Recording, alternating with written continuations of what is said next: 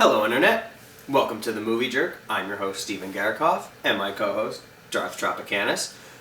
This week we are reviewing A Quiet Place Part 2. Let's begin by just saying, if you did want to see it and you love John Krasinski, he gives you a cute little thank you video before the movie starts. I kind of just like that as a fan of him. Also, I know it's called A Quiet Place, and so there are a lot of scenes where you're just supposed to be listening, so it's very quiet, like no noise, not even like some room tone. And I was able to hear like the previews happening in the theater next to me, and you know it's the previews because it's basically the ones you heard less than 30 minutes ago. Like you could just hear it to a T. Luckily, once those previews were over, it didn't like distract from the rest of the movie, but oh my god, yeah, so quiet you could literally hear other trailers.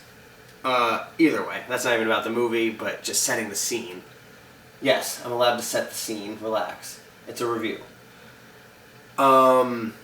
He's always so judgmental. On to the movie. It opens up on the day one of when like the aliens crash land. It's cool. It was fun to see. There's not much element of suspense as far as, oh, does anybody in the family die? Because assuming you've seen the first one, you know when and who passes. So, just, you know they're all fine from day one, but it was still cool to see. I have to say from the previews and commercials, I hope I'm saying his name right, Cillian Murphy, I definitely thought his character was going to be like a bad guy. I don't know, spoiler alert, he's not. He's an actually pretty badass character. I liked him a lot. The only like stupid thing for him is you find out from the day one opening that like they were friends before all this happened. Him and like Emily Blunt, the main family.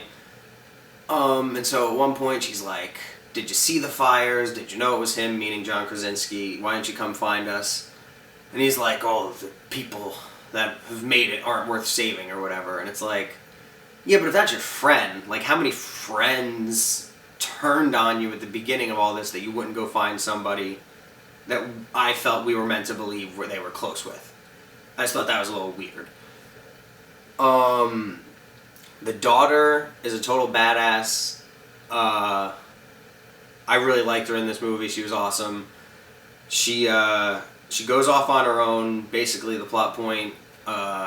On the radio, she hears a song, so she's trying to find where it was like playing from, like broadcasting from, and like her going off on her own. I thought it was cool because she's a badass. I also thought it was a little stupid only because like she's deaf, so like for her to go off on her own, like I understand she knows how to be quiet, but if she has to open a door or something, how is she supposed to know how loud it's actually being? That's my only thing of like, doesn't make sense.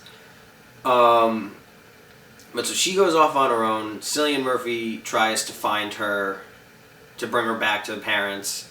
So basically now they're separated as far as, like, they're on their own storyline. Now the mom, if anybody remembers from the first movie, the baby, they've created like a soundproof thing where it needs an oxygen tank so it doesn't suffocate in the box. She now goes off to go get some air tanks because she's running low. And the boy who's left to watch the baby, he's like pretty much always terrified. So tell me why, besides just typical movie need, he like goes off to like check to see if she's on her way back and stuff, walks around the house. Of course, spoiler alert, so sorry. He's yelling at me for doing more spoiler alerts. He makes a noise. Alien comes, of course, like before the mom gets back, so now she has to come back and deal with the fact that he's lured in an alien by being an idiot. So that was annoying, just because it's so typical, not surprising. So the girl and Cillian Murphy, they know they have to get to an island, and so now we're at a scene where they're at the docks at night and they're going to go steal a boat or whatever. Tell me why there's swamp people. Like, the weird people that then, like, you know, all of a sudden there's a scene between them and people.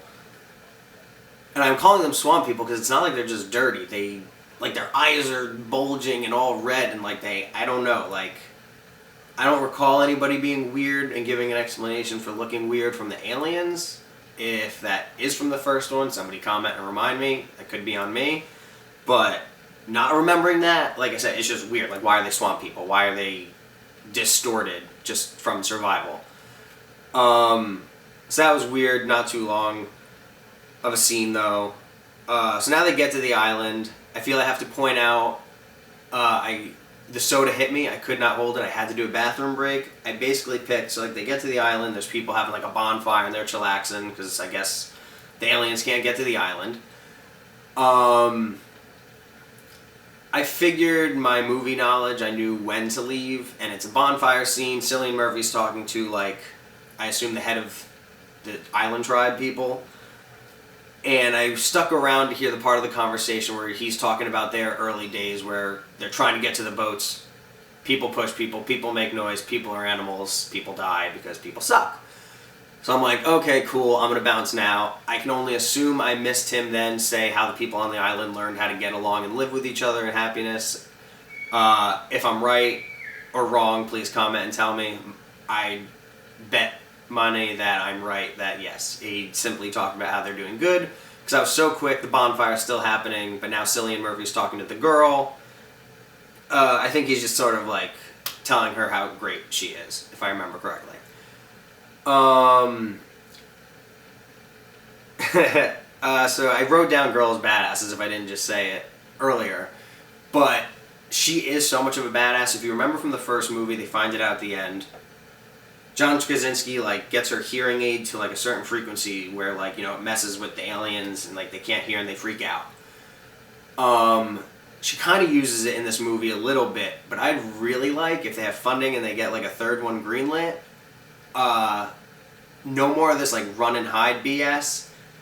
I really would love it if she just starts going around being a badass. Just, like, a bunch of amps on wheels and just start going and destroying aliens. Like, kind of just turn it around for the third one. Post-apocalyptic, badass deaf girl just like murdering aliens. I think that would be like a really cool turn for a third movie. Do you remember what happened at the end of the movie? I'm asking him because I genuinely do not remember. Doesn't seem like he remembers either. So like I said, they're separated because the girl and Cillian Murphy go off to the island thing. The mom's with the kids. She had her task with the air tank. When I was writing my notes down for this, I literally realized I cannot remember, like, if it shows them back together again before the credits roll. I have no knowledge of it. If you want to comment and remind me and spoil it for other people, please let me know. Because, yeah, I don't remember the ending. And so with that, I definitely feel like I shit on this movie a little bit, but it was still enjoyable. It was good.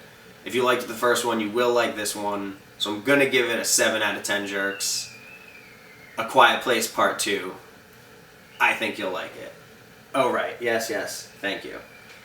Like, subscribe, dislike, comment hateful things about me, comment nice things about me, argue with a stranger. Just do it on this video.